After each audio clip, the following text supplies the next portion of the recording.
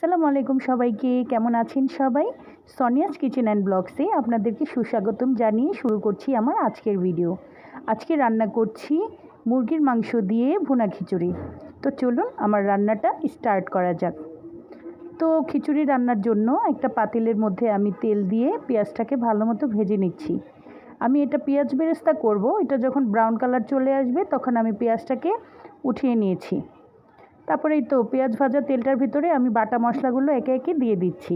এখানে আমি দিয়েছি আদা বাটা, রসুন বাটা, তারপর একটু বাদাম ব্লেন্ড করে দিয়েছি, তারপর দিয়ে দিয়েছি গরম মশলা গুঁড়া, তারপর দিলাম মরিচের গুঁড়া, স্বাদ মতো লবণ, তারপর একটু টক দই দিয়ে দিয়েছি। এখন ভাবতে পারেন খিচুড়িতে আবার টক দই কারা দেয়, আসলে মুরগিটা যেন টেস্টি হয় এজন্য আমি উপকরণগুলো দিয়েছি। তারপর ভালো মতো নেড়ে চেড়ে মশলাটিকে কষিয়ে নিয়েছি। এবার মশলাগুলোর সাথে মুরগির মাংসগুলো ভালো মতো কষিয়ে নিচ্ছি, সাথে একটু আলুও কেটে দিয়েছি। খিচুড়িতে আলু দিলে আমার কাছে খেতে ভালো লাগে। তারপর ভালো মতো যখন মাংসগুলো কষানো হয়ে যাবে এই পর্যায়ে আমি দিয়ে দিব এখানে খিচুড়ির চালটা। তো আজকে এখানে আমি পোলার চালের সাথে শুধু মুগ ডালটাই নিয়েছি, অন্য কোনো ডাল আমি এখানে ব্যবহার করিনি।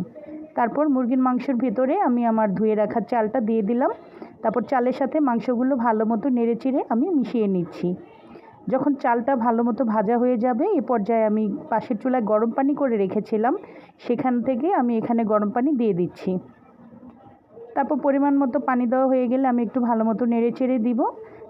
খিচুড়ির পানিটা যখন একটু শুকিয়ে আসবে এ পর্যায়ে আমি দিয়ে দিচ্ছি কিছু মটরশুঁটি এবং কাঁচামরিচ। তারপর এগুলোও ভালো মতো চালের সাথে মিশিয়ে নিচ্ছি। ভালো মতো মেশানো হয়ে গেলে আমি এটা একটা ঢাকনা দিয়ে ঢেকে কিছুক্ষণের জন্য দমে রেখেছিলাম। তারপর দেখেন এ তো কত সুন্দর আমার খিচুড়িটা পারফেক্টভাবে সেদ্ধ হয়ে গিয়েছে এবং কতটা সুন্দর ঝরঝরে হয়েছে।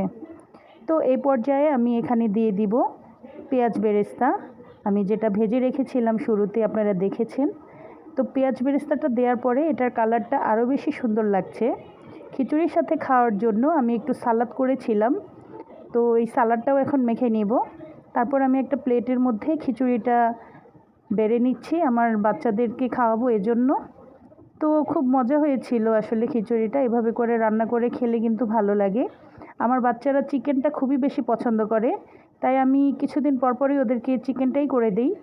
গরুর মাংস ওরা পছন্দ করে কিন্তু ওরা চিকেনটা বেশি পছন্দ করে। তো এই তো আমার খিচুড়ি রান্না শেষ। কেমন হয়েছে সবাই কমেন্টে জানিয়ে যাবেন। আল্লাহ হাফেজ।